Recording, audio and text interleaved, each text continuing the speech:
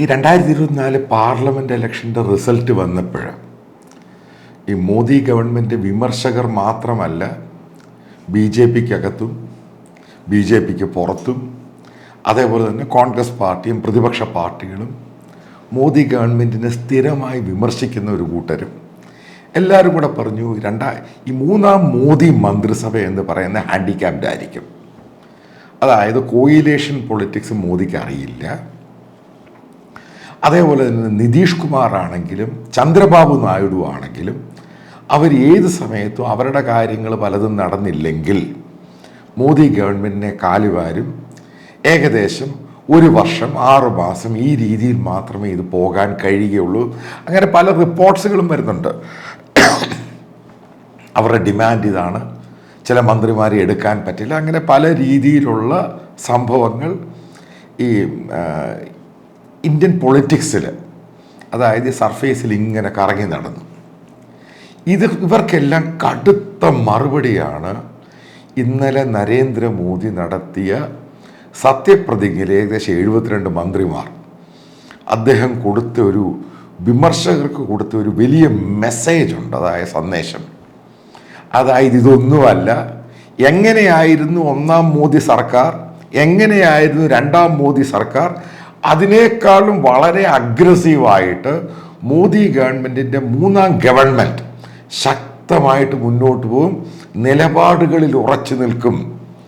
അതായത് ഘടകകക്ഷികളുണ്ട്, അവർക്ക് അവരുടെ കാര്യം, അവരുമായിട്ട് ചേർന്ന് പക്ഷേ മോദി ഗവൺമെൻറ് യാതൊരു വ്യത്യാസവും ഉണ്ടാകുകയില്ല. അതായത് കിങ്ങും കിങ് മേക്കറും ഈ പറയുന്ന ചന്ദ്രബാബു നായിഡു നിതീഷ് കുമാറോ ഒന്നും ആയിരിക്കുകയില്ല.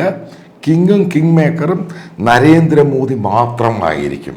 ഇതാണ് കൊടുത്ത ശക്തമായ മെസ്സേജ് എന്ന് പറയുന്നത്. അതിൻ്റെ പേരിലാണ് ഈ പഴയ പല മന്ത്രിമാരെ എടുത്തു. നിങ്ങൾ കണ്ടോണം, അതിൻ്റെ അകത്ത് ഘടകകക്ഷികളെ ചിലരെ മാറ്റി നിർത്തണം, അവർക്ക് മാറ്റി നിർത്തി. ഇവർക്ക് ഈ പറയുന്ന യാതൊരു അഡ്വാൻറ്റേജും ഘടകകക്ഷികൾക്ക് കൊടുത്തിട്ടില്ല. അവർക്ക് എത്ര സീറ്റുണ്ടോ അതുമായിട്ട് ബന്ധപ്പെട്ട രീതിയിൽ അവരുടെ സീനിയോറിറ്റി അനുസരിച്ചാണ് അവർക്ക് ക്യാബിനറ്റ് റാങ്ക് കൊടുത്തിരിക്കുന്നത്. പിന്നെ ഇനി വരാൻ പോകുന്ന ഇവരുടെ പോർട്ട്ഫോളിയോ എങ്ങനെയായിരിക്കും അതും വലിയ മാറ്റമൊന്നും പ്രതീക്ഷിക്കുന്നില്ല. കാരണം പ്രതിജ്ഞ കണ്ടതോടുകൂടി അതും ബോധ്യപ്പെട്ടു. BJPക്ക് തന്നെ ആയിരിക്കും ലയൺ ഷെയർ, അവർ തന്നെയായിരിക്കും മേജർ പോർട്ട്ഫോളിയോ. ഒരു നയത്തിലും മാറ്റം ഉണ്ടാകത്തില്ല.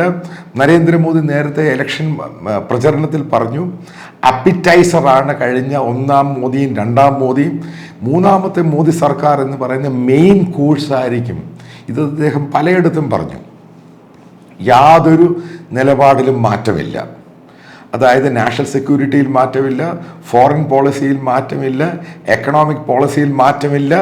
ഗവൺമെൻറ് ശക്തമായിട്ട് മുന്നോട്ട് പോകും. അതായത് പാർട്ടിക്കകത്തുള്ള വിമർശകർക്ക് പോലും വ്യക്തമായ മുഖം അടിച്ചുള്ള മറുപടിയാണ് സത്യപ്രതിജ്ഞയിൽ കൂടി നരേന്ദ്രമോദി ഇന്ത്യക്ക് കൊടുത്തിരിക്കുന്ന മെസ്സേജ്. അതായത് ഗവൺമെൻറ് ഓഫ് ഇന്ത്യ ഗവൺമെൻറ്റും മുന്നോട്ട് തന്നെ പോകും. ഒരു കാരണവശാലും ഈ ഘടകകക്ഷികളുടെ പിന്തുണയാണെങ്കിൽ പോലും അതുമായി ബന്ധപ്പെട്ട് ഒരു രീതിയിലുള്ള കോംപ്രമൈസിനും മോദി ഗവൺമെൻറ് തയ്യാറല്ല. ഇതാണ് കൊടുത്തിരിക്കുന്ന വ്യക്തമായ സന്ദേശം. അതായത് സന്ദേശം വളരെ ക്രിസ്റ്റൽ ക്ലിയർ.